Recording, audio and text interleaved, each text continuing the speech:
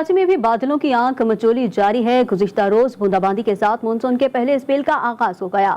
महकमा मौसमियात ने 22 जून से शहर में बारिशों की पेशगोई कर दी है। दूसरी जानिब शहर के बेशतर बरसाती नालों की सफाई न हो सकी। मुख्तलिफ इलाकों के नाले कचरे के बायस जाम पड़े हैं। तेज बारिश की सूरत में शहर की सड़कें एक बार फिर गंदे नालों में तब्दील होने का खदशा है। शहरियों ने सिंध हुकूमत से फौरी इक़दाम का मुतालबा कर दिया है। यहाँ कराची में भी बादलों की आंख मचोली जारी है। गुज़िश्ता रोज बूंदाबांदी के साथ साथ मानसून के पहले स्पेल का आगाज हो गया है। हमारे साथ इस वक्त मौजूद हैं सरदार सरफराज डीजी मेट। सर, आपके वक्त का बेहद शुक्रिया। सर, क्या कहेंगे, क्या महकमा मौसमियात का क्या कहना है, बारिशें कब से शुरू होंगी और ये बारिश का सिलसिला कब तक जारी रहेगा?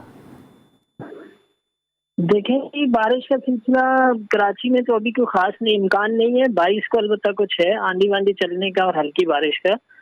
और बाकी सिंध में अब सखर और जैकोबाद लाड़काना वगैरह की तरफ कल रात, परसों रात मतलब के है 21 की रात को और फिर 22 को सिंध के बेशतर अजला में आंधी वांधी चलने का और कहीं पे हल्की कहीं पे दरमियानी बारिश का इम्कान है, दरमियानी शिद्दत की। तो कराची में भी 22 को एक्सपेक्टेड है कि आंधी वांधी चले और उसके साथ लाइट शावर्स हो जाएं। ठीक है सर, बारिश का स्पेल अभी शुरू होगा। मौसमियात ने 22 जून से शहर में बारिशों की पेशगोई कर दी है। सर, इसके अलावा ये बताएंगे कि शहरियों को खास हिदायत कोई की जाएगी महकमा मौसमियात की जानिब से? देखिए, अभी तो खैर ऐसी कोई उस तरह की सूरत हाल नहीं है। आगे जब मानसून की बाकायदा बारिशें शुरू होंगी जुलाई के आगाज से इम्कान है सिंध में, तो फिर कुछ जाहिर है एहतियाती तदाबीर तो अपने तौर पे ये की जा सकती हैं कि जब तेज बारिश हो तो उसमें या तेज आंधी चले तो उसमें आपको पता है कि कुछ बिजली की तारें वारें गिर जाती हैं, दरख्त गिर जाते हैं। सरफराज साहब, ये बताइएगा, आपने भी बताया कि 22 जून से बारिशों का आगाज होने की उम्मीद जाहिर की जा रही है, पेशगोई की गई है, लेकिन ये सिलसिला जारी कब तक रह सकता है? स्पेल होगा भाई बारिश का, सिर्फ एक ही आइसोलेटेड स्पेल है। कोई 22 जून से सिंध में बारिशों का आगाज नहीं हुआ चाहता। सिर्फ और सिर्फ 21 या 22 को, 21 को आइसोलेटेड जगहों में अपर सिंध और 22 को इम्कान है बस। उसके बाद ये खत्म हो जाएगा। फिर ये 30 जुलाई और 30 जून के बाद फिर ये सिलसिला शुरू हो सकता है।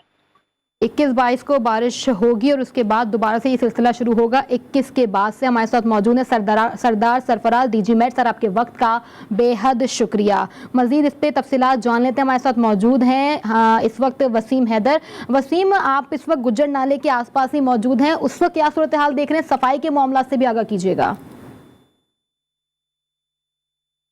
हाँ जी, बिल्कुल। देखें, महकमा मौसमियात ने जहाँ बारिश की फोरकास्ट की है वहीं पर जो है वो गुज्जर नाले की तामीर और उसकी सफाई का काम ताहाल अभी मुकम्मल नहीं हो सका है। गुज्जर नाले को जो है वो मुकम्मल चौक हुआ है। तामीरी काम का सिलसिला जो है वो इंतहाई सुस्त रफ्तारी के साथ जारी है। मेरे कैमरामैन अली जाफरी आपको दिखाएंगे कि ये गुज्जर नाले का वो हिस्सा है जो मुकम्मल चौक पर जो है वो चौक हुआ है। पुल के नीचे कचरा इतना ज़्यादा भरा हुआ है कि ऐसा लगता है कि पन्नियों और थैलियों की जो है वो सड़क बिछा दी गई है। अब ताहत नज़र जो है दूर तक देखा जा सकता है कि मुकम्मल तौर पर ये नाला चौक हुआ है। अगर खुदा न खास्ता बारिश हो जाती है और तेज़ बारिश हो जाती है और शहर का पानी जो है वो इस नाले में आ जाता है तो फिर ये कहना जो है वो गलत ना होगा कि एक दफ़ा नाला उभर कर जो है वो दोबारा आज सड़कों पे आएगा और सैलाबी सूरत हाल जो है वो नज़र आएगी।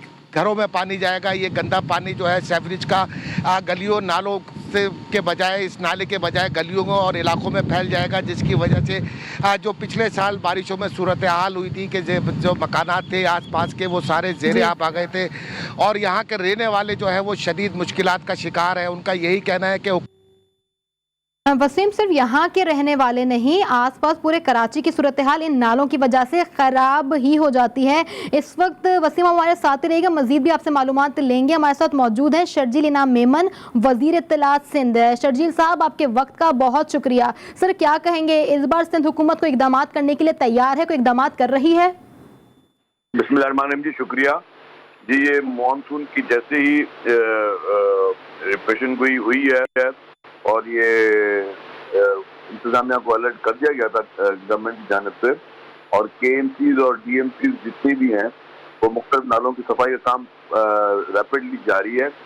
हर नाले पे जो है वो DMC और KMC का अमला जो है वो मौजूद है और वो उन तमाम नालों की सफाई कर रहे हैं और जो भी वहाँ से चीज़ें हैं इस तरह की वो सब क्लियर कर रहे हैं। शर्जील साहब, अभी हमारे नुमाइंदे वहीं पे मौजूद हैं, सूरत हाल हम उनसे भी जान रहे थे। जो मनाजिर अभी फुटेजेस में दिखाई जा रही हैं और जो मनाजिर अभी हमें बताए हैं अपने अल्फाजों में वसीम हैदर ने, उससे तो ये लग रहा है कि 21 या 22 को बारिशें स्टार्ट होंगी लेकिन सफाई ना हो पाएगी, नहीं हो सकेगी उस वक्त तक। आपको लगता है कि ये सफाई हो जाएगी जो गंदगी के मनाजिर स्क्रीन पर अभी हम देख रहे हैं?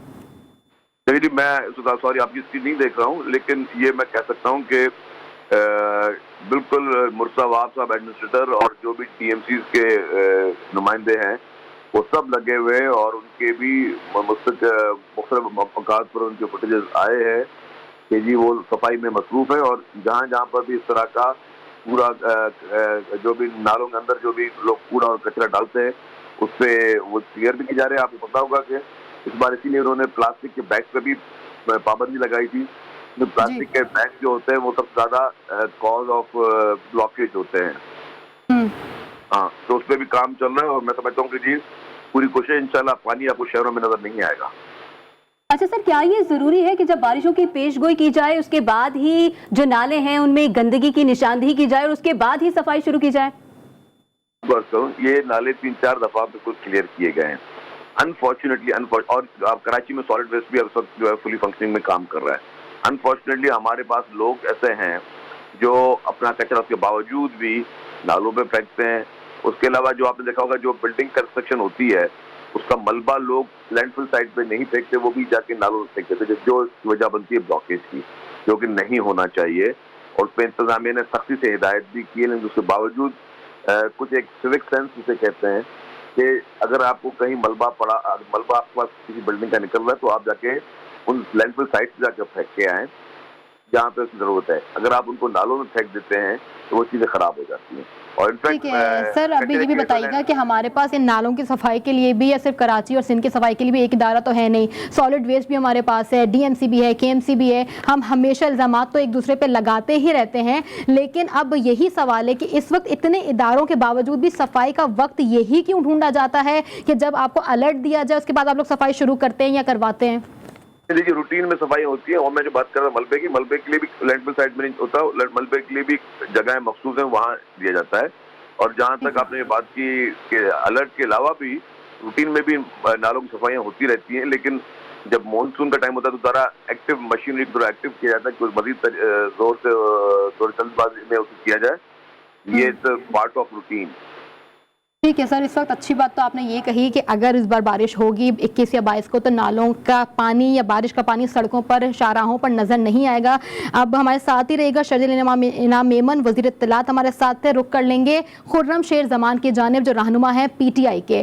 खुर्रम शेर जमान सर, आपके वक्त का बहुत शुक्रिया। सर, क्या कहेंगे इस नालों की सूरत हाल आप देख रहे हैं, सुन रहे हैं। शर्जील साहब ने भी ये कहा कि बारिश का पानी सड़कों पर नजर नहीं आएगा, आपको भी ऐसा लगता है? क्योंकि सिंध हुकूमत दावे वादे तो हमेशा की तरह बहुत करती है, लेकिन एंड टाइम पर होता यही है कि वो आखिर में कह देते हैं कि हमें पता नहीं था, ये एंड वक्त पे अलर्ट आया था। जी, शर्जील साहब उसी तरह आने वाली बारिशों का क्रेडिट लेना चाहते हैं जिस तरीके से बिलावल जरदारी ने फेटफ के ऊपर अपनी जो है क्रेडिट लेने की कोशिश की है। देखें, आप याद रखें कि जब कराची के अंदर अल्लाह की रहमत बरसती थी तो हुकूमत सिंध की नालायकी की वजह से वो जहमत में तब्दील हो जाती थी। पूरा शहर जो है वो बारिश के पानी से डूब जाता था। वजीर आजम इमरान खान ने इस बात का एहसास करते हुए शहर के जो 3 बड़े नाले थे उनकी सिर्फ सफाई नहीं शुरू कराई, उसके एतराफ में सड़कें भी बनाई, उसकी दीवारों को भी रेस कराया। क्योंकि पिछले 15 साल में पाकिस्तान पीपल्स पार्टी के मातहत जो इदारे थे डीएमसी, वो सारा कचरा इन बड़े नालों के अंदर फेंकते थे और जाके डंपिंग साइट पर नहीं फेंकते थे। हजारों की तादाद टनों के अंदर से उसके अंदर से कचरा निकला है, मोटरसाइकिलें निकली हैं, पता नहीं क्या कुछ नहीं निकला है। उन तमाम नालों को सफाई की गई, अभी भी ज़ाहिर उसके ऊपर काम जारी है। लेकिन सवाल यह है कि इतनी देर से हुकूमत सिंध क्यों जागती है, आखिर वक्त क्यों इनको एहसास होता है? उसकी भी बहुत सारी वजूहत है। देखिए, कम टाइम के ऊपर ज़्यादा से ज़्यादा फंड रिलीज होता है, फिर वो फंड किस तरह खर्च होता है वो एक अलग सवाल है। लेकिन कम से कम काम शुरू हुआ है, इसको चलें अप्रिशिएट कर लेते हैं। अब जब बारिशें आएंगी तो उसमें देखा जाएगा। लेकिन मैं एक बात और इनसे कहना चाहूँगा कि बड़े नालों की तो सफाई हो रही है, ये बहुत ज़्यादा ज़रूरी है कि जो छोटे नाले हैं उनको भी साफ कराया जाए, क्योंकि जो छोटे नाले हैं उन्हीं के जरिए बड़े नालों के अंदर आएगा। आपके जितने भी स्टॉर्म ड्रेन्स हैं वो तमाम ब्लॉक्ड हैं। स्टॉर्म ड्रेन्स खुलेंगे तो बड़े नालों तक पानी पहुंचेगा, अगर स्टॉर्म ड्रेन्स बंद होंगे तो बड़े नालों तक पानी नहीं आएगा। आपकी अर्बन फ्लडिंग जो उससे होना ही होना है। शार फैसल के 4 स्पॉट्स हैं, स्पेशली नर्सरी का स्पॉट आप देखें, हमेशा जो ना पूरा ब्लॉक होता है, पानी में डूबा हुआ होता है। रेंजर्स के डीजी रेंजर्स के दफ्तर के सामने का स्पॉट याद रखें, हर बारिश में डूबता है। आई चंडीगढ़ का हबीब बैंक के प्लाजा के सामने का स्पॉट आप देखें, हर बारिश में डूबता है। खारादर हर बारिश में डूबता है। इसके अलावा ऐसे कराची के अंदर बहुत सारे ऐसे एरियाज हैं जो हर साल डूबते हैं, लेकिन मजालों के पाकिस्तान पीपल्स पार्टी इस बात को समझ जाए, अगर कोई बेहतरी आ गई है, बात तो यहाँ पर इस वक्त ये है कि वर्किंग आपने बहुत अच्छी की हुई है और तमाम तरह इलाकों को आपने सिर्फ अपने फिंगर टिप से बता दिया कि ये इलाके हैं, लेकिन हुकूमत तो आपकी भी रह चुकी है, लेकिन उस वक्त कोई काम नहीं हुआ। लेकिन इस वक्त आपने तजवीज़ बहुत अच्छी दी है। एक बार फिर रुख करेंगे शर्जील इनाम मेमन की जानिब। शर्जील साहब, तजवीज़ अच्छी दी है तो आप इस तजवीज़ पर क्या कहेंगे? देखिए जी, मैंने आपको कहा कि ऑलरेडी डीएमसी और केएमसी जो है वो मुख्तलिफ नालों की सफाई कर रहे हैं, चाहे छोटे नाले हो या बड़े नाले हो। तो इंशाल्लाह तो जो मेन आर्टरीज है वो तो इंशाल्लाह क्लियर होंगी। जो छोटे जगह जो स्लम्प एरियाज हैं जहाँ पे कोई ब्लॉकेज है, तो उसके लिए भी पंपिंग स्टेशन और सारे इंतजाम जो है गवर्नमेंट की तरफ से कर दिए गए हैं ऑलरेडी।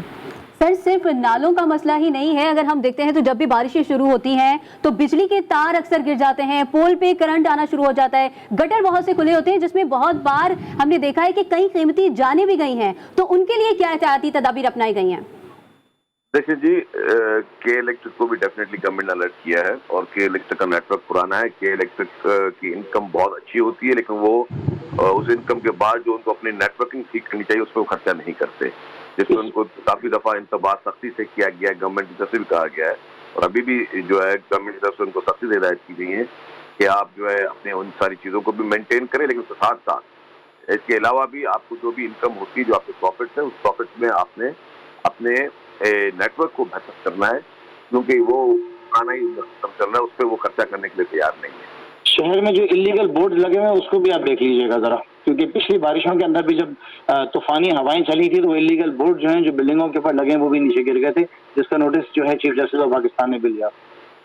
ठीक है, एक और इशू था जो खुर्रम शेर जमान साहब ने उठाया कि बिल बोर्ड्स भी लगे हुए, उस पर भी नजरसानी करने की बेहद ज़रूरत है। खुर्रम शेर जमान रहनुमा पीटीआई हमारे साथ थे, शर्जील इनाम मेमन वजीर इत्तला सिंध। सर, आप दोनों के वक्त का बहुत शुक्रिया। उसके अलावा मैं अपडेट कर रहे थे गुज्जर नाले से वसीम हैदर। वसीम, आपका भी शुक्रिया।